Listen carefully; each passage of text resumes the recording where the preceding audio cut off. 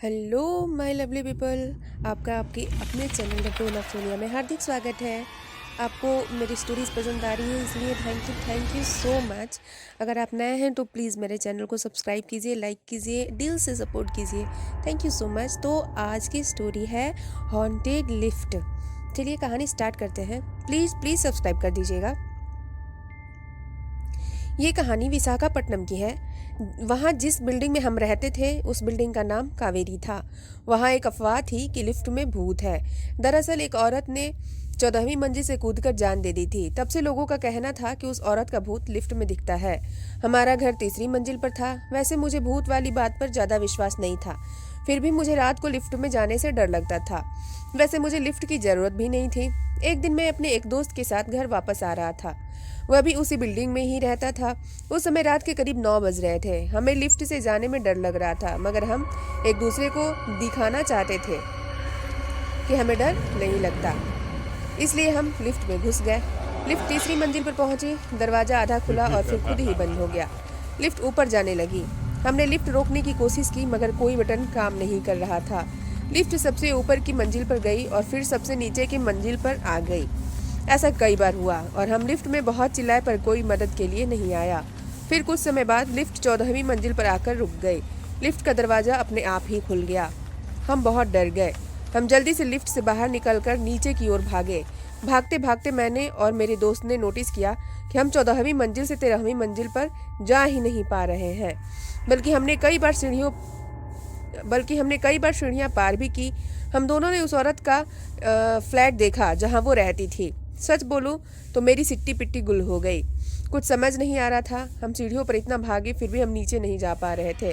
तभी लिफ्ट की घंटी बजी। कोई नीचे से लिफ्ट को बुला रहा था। मैंने कुछ नहीं सोचा और हम लिफ्ट में चले गए। मुझे देखकर मेरा दोस्त भी लिफ्ट में आ गया। तभी हमारे सामने से उस औरत के घर का दरवाज़ा खुलने लगता है। हमारी खतरनाक वाली फटी पड़ी थी। लेकिन तब तक लिफ्ट का दरवाज़ा बंद होता है और हम नीचे जाने लगते हैं। लिफ्ट में मैं अपने दिल की धड़कन सुन पा रहा था। फिर भी जैसे लिफ्ट नीचे जाने लगी, मैंने चैन की सांस ली। लेकिन फिर क्या हुआ मुझे नहीं पता। मेरी आंखें सीधे हॉस्पिटल में खुली। जैसे ही मेरी आंखें खुली, मेरे मम्मी पापा मुझे गले लगाकर रोने लगे। मुझे कुछ भी समझ नहीं आ रहा था कि क्या हुआ। मैं तो अभी लिफ्ट में था, यह कैसे हुआ। मैं अब भी अपने दिल की धड़कन महसूस कर पा रहा था, लेकिन मैं यहाँ कैसे आया। तभी मेरे दिमाग में मेरे दोस्त का ख्याल आया। मैंने माँ से पूछा, मेरा दोस्त कहाँ है और मैं यहाँ कैसे आया माँ।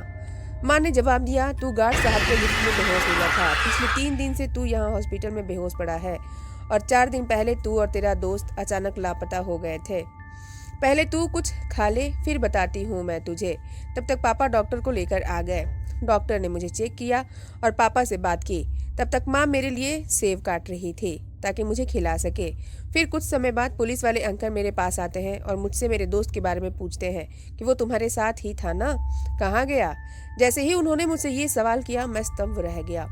मैंने मेरी आंखें माँ की तरफ करके पूछा, आपको मेरे साथ मेरा दोस्त नहीं मिला क्या। पुलिस वाले अंकल ने जवाब दिया, बेटा तुम दोनों पिछले 4 दिन से गायब हो। तुम तो 3 दिन पहले गार्ड को लिफ्ट में मिले, लेकिन तुम्हारा दोस्त अभी तक गायब है। आखिरी बार गार्ड ने ही तुम दोनों को लिफ्ट में जाते देखा था।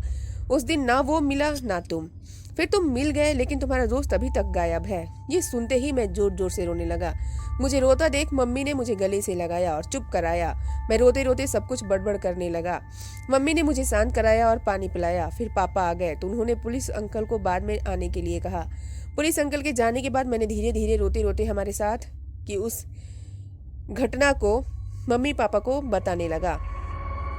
मम्मी पापा समझ नहीं पा रहे थे कि इस पर कैसे रिएक्ट करें, यह सब कैसे पुलिस को बताएं। पापा ने कहा, तुम सच तो बोल रहे हो ना, क्योंकि यह सब अगर तुम बोल रहे हो तो हमें सबको यही बताना होगा कि तुम दोनों के साथ उस दिन क्या हुआ था। पापा मैं सच बोल रहा हूँ, मेरी एक एक बात सच है। पापा मम्मी सोच नहीं पा रहे थे अब उन्हें क्या करना चाहिए। पुलिस ने पापा से पूछा। मैंने वैसा ही किया, एक एक बात मैंने बता दी, लेकिन इस बात पर उन्हें यकीन नहीं हो रहा था। तभी पुलिस अंकल को कॉल आया कि हमारी उसी बिल्डिंग से सुबह से 3 बच्चे गायब हैं। जैसे ही ये बात मैंने सुनी, मैं तो डर से रोने लगा।